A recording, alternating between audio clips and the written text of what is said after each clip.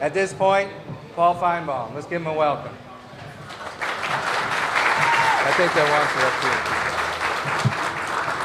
here. Well, thank you very much, Mayor, and I am absolutely delighted to be in Dothan, and only been here for a couple of minutes, but I'm overwhelmed. So thank you very much for indulging us with the bad weather. So I'm obviously thrilled to come here. I don't need to belabor the point because you're all citizens, but when MEC and the mayor came up a couple of months ago and talked to me about being here tonight, have any of you tried to say no to the mayor? So it was not a difficult decision, and I'm thrilled to try to do whatever we can collectively to raise money for this cause, because I think you all know how important it is. We wouldn't be here otherwise. So, MEC, I'd be happy to answer, talk about whatever people would like.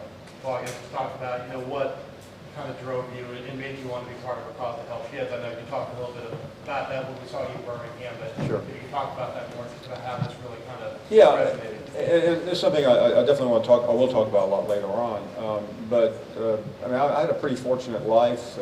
I did lose my dad at 15, and it does open your eyes. Even though I wouldn't in any way try to compare myself to these young children who have to suffer so much, but it does. You do realize that you no longer are living in a perfect world, and besides that, I think any human being would want to help out if asked, and I mean I was more amazed than anyone thought I could help. The mayor, the mayor's already told me that he's lost a lot of support in the next election. Which means he'll only get 84% as opposed to 86%. So, I mean, what we do, and this would go for anyone in my profession, you have a big pulpit and a big megaphone, and I think you have to try to use it as opposed to just talking about whether or not Alabama is going to win another national championship. I mean, that's fun and it's exciting and it's very likely to happen. I mean, there are more important things in the world at times than what I do for a living, and any time that you can try to make a difference. And I'm somewhat awkward and embarrassed to even think that someone that does a radio show in Birmingham, Alabama could make a difference in Dothan for this cause. So when the mayor asked me, I said yes, absolutely. Obviously, there's only a handful of people here, but for those that aren't here tonight, just talk about what you're going to be speaking about, basically, and what we can expect to see from an evening with Paul Finebaum. Yeah, I'm going to talk about my life and what I went through and how, with a little bit of humor involved in what I do for a living. A lot of people take the Paul Finebaum show seriously. I'm not one of them. I mean, I have a pretty good check and balance every night when I get home, and my wife asks me, well, what'd you guys talk about tonight? Because, so there are times when I wonder if she's the only person in Birmingham who doesn't listen.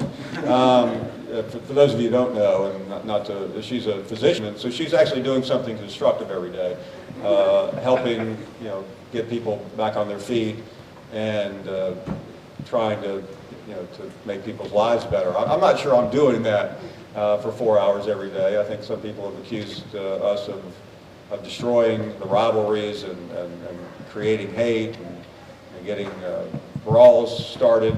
But at the end of the day, what we really do is entertain.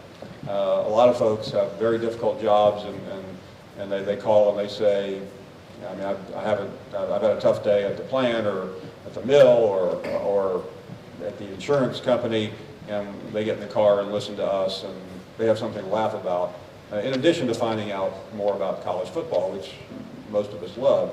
So that's how I view it.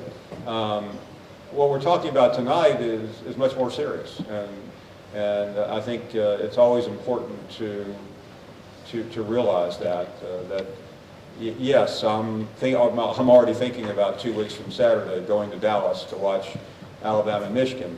That's what I'll be concentrating on. But while I'm doing that, a lot of people will be back in the Wiregrass here in Dothan and across this county and across this state who don't have it so good, who aren't sitting in a 110,000 seat stadium watching two of the best football teams in America. And that's just how I was brought up.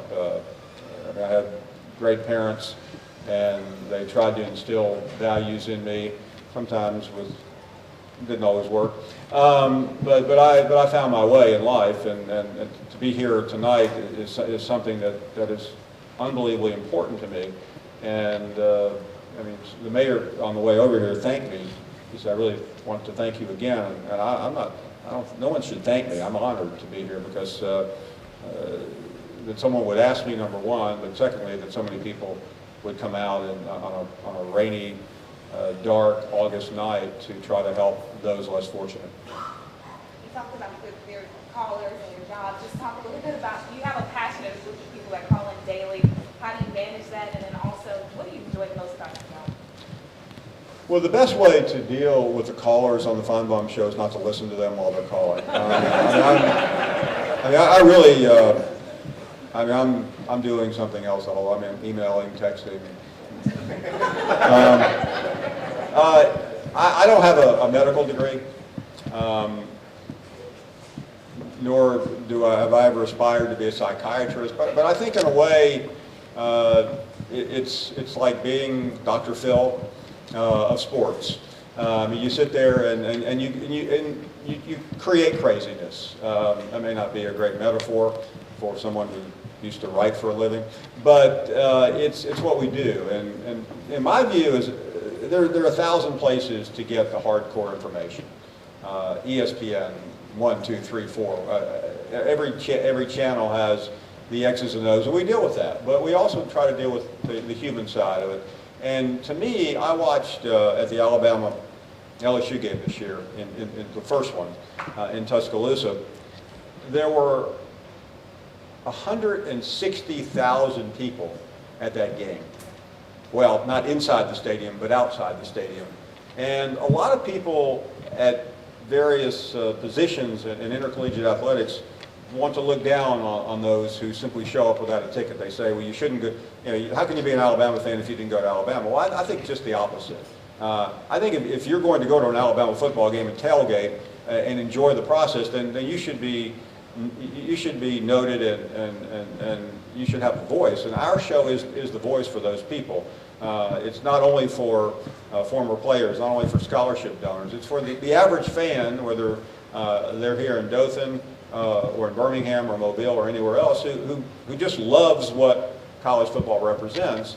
And when you let all these people under the big top, so to speak, it can get very crazy. And I'm criticized by colleagues, well, why do you let this happen? Well, I let it happen because I think it's fun. It's entertaining. I mean, and no one has ever, be careful when I say what I'm about to say, I don't think anyone's ever been hurt or killed participating in the Finebaum show.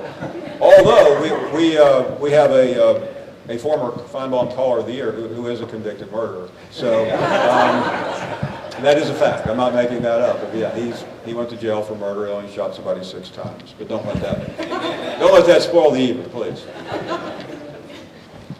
I know something I know a lot of people want to know, your outlook on both Alabama and Auburn going into the season.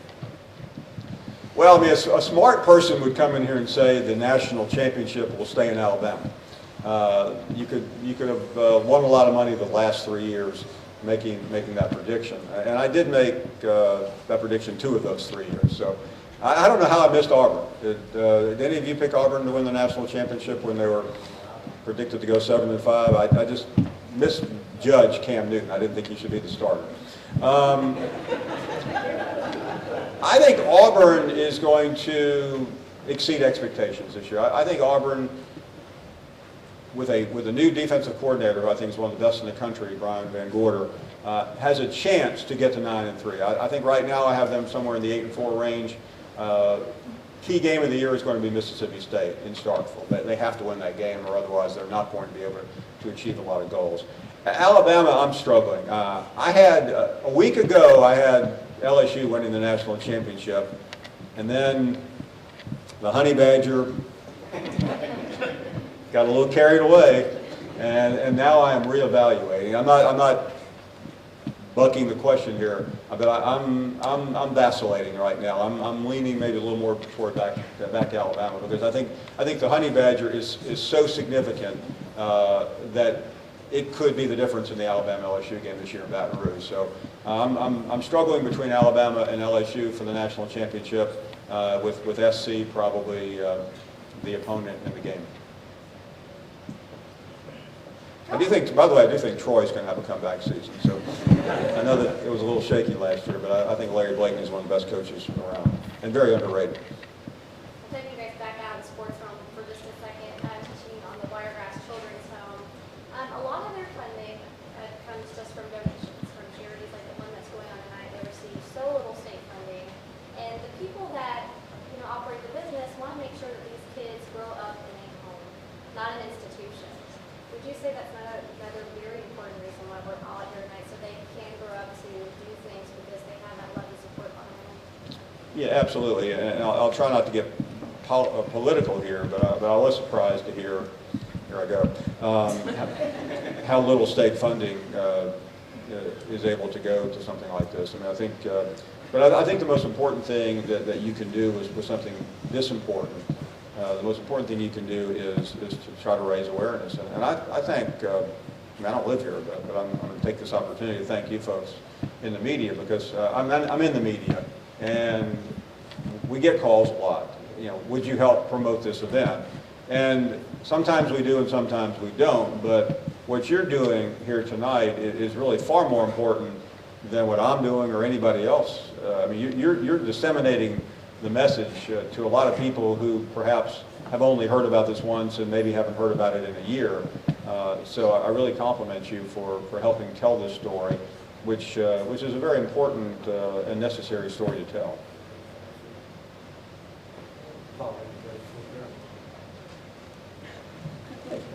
And I also want to thank Phil Paramore, because he did something this morning in the Dothan Eagle that has not ever happened in an Alabama newspaper. Someone said something nice about me.